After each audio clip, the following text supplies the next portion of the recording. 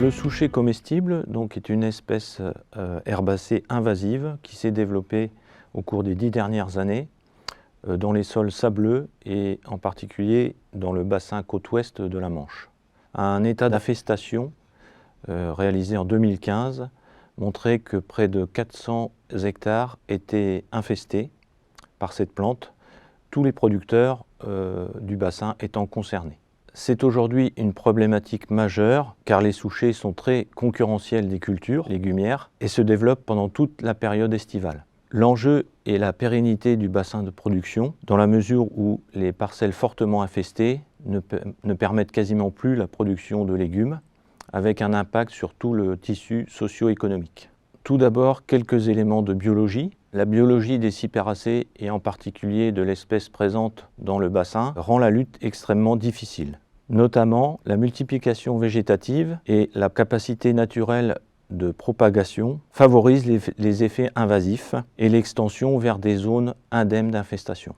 Entre autres et notamment, les souchets ont une prédilection pour les sols légers, irrigués, une capacité d'émergence en couverture totale, selon le niveau d'infestation, une capacité de propagation par leur système racinaire rhizomateux, une durée de vie des tubercules de 3 à 6 ans qui peut masquer la sévérité des infestations, une résistance naturelle aux températures froides et une résistance également à de nombreux herbicides. Pour empêcher l'extension vers des parcelles et des zones de production indemnes, les mesures de prévention constitue un point essentiel dans la gestion de la lutte contre les souchets.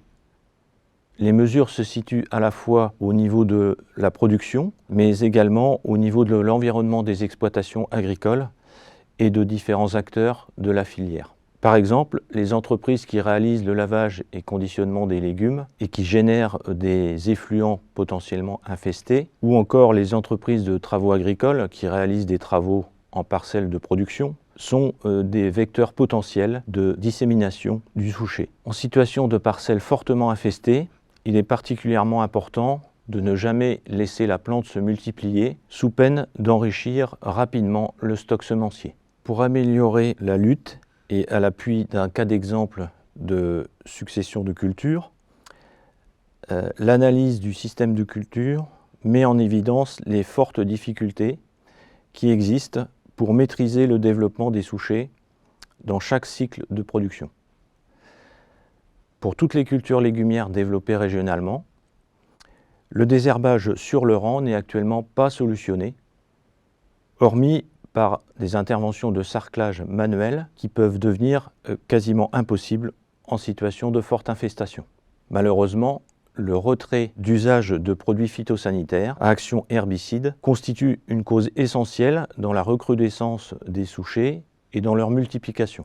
Actuellement, les usages autorisés ne permettent plus de gérer cette plante dans le système de culture. Pourtant, une lutte permanente dans chaque cycle de production est nécessaire. Il faut donc rechercher de nouvelles solutions, de nouveaux moyens de protection pour s'adapter aux évolutions de contexte de la production agricole et en l'occurrence à l'apparition de ce type de problématiques très particulières. Des techniques innovantes sont à évaluer pour renforcer les moyens et méthodes de culture permettant de pérenniser les activités économiques liées aux productions légumières.